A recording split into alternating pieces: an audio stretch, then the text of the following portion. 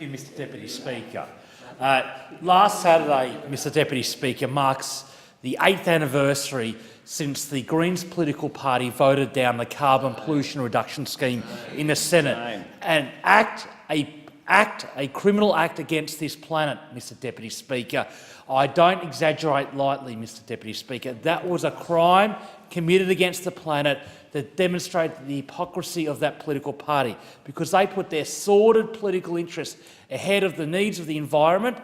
I might say, Mr Deputy Speaker, opportunists of the highest order put their political interests ahead of the needs of the environment, a cause that they were supposedly founded to protect.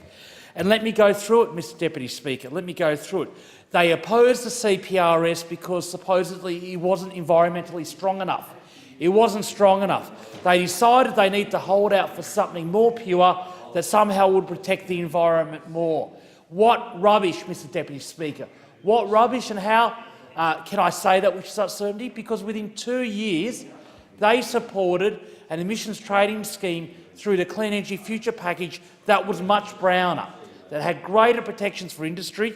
It provided twice the amount of money for legacy coal-fired generation, $7 billion versus $3 billion. It provided an additional $300 million for the steel industry. It granted 94.5% free permits to emissions-intensive trade-exposed industries. It locked in a default emissions reduction target of -5%, and it was nowhere near as broad in terms of its application of a carbon price to the transport sector. So if this is about policy purity, why could they support a scheme 2 years later much browner than the scheme they voted down? It was because they wanted the 2010 election to be fought on climate change. They knew that if they kept the issue in the headlines, that would maximise their vote. It was an act of pure political cynicism by Bob Brown and Christine Milne, and they should be condemned by history for putting their political interests ahead of the needs of the environment.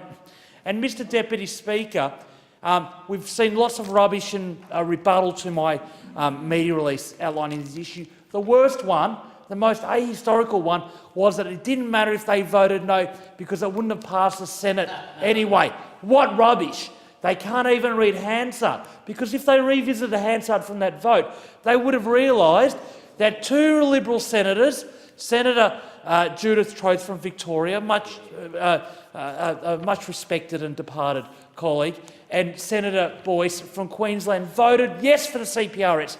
The 5 Green Senate votes were the swing votes.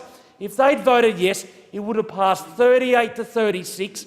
We would have had a soft introduction of a $10 carbon price. After a year, it would have moved to the international carbon price, which would have been globally competitive. The world wouldn't have ended. Whyalla would have still existed. The sun would still have shone. People would have realised that they could have lived with a carbon price. We would have made the necessary transition, taken advantage of the opportunities for a low-carbon future.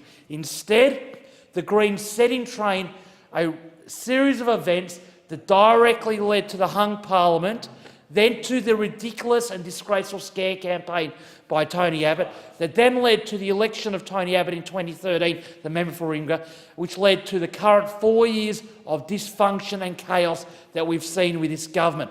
All come from that single cynical action of voting down the CPRS, Mr Deputy Speaker. So the Greens committed a crime against the planet. They have blood on their hands, Mr Deputy Speaker.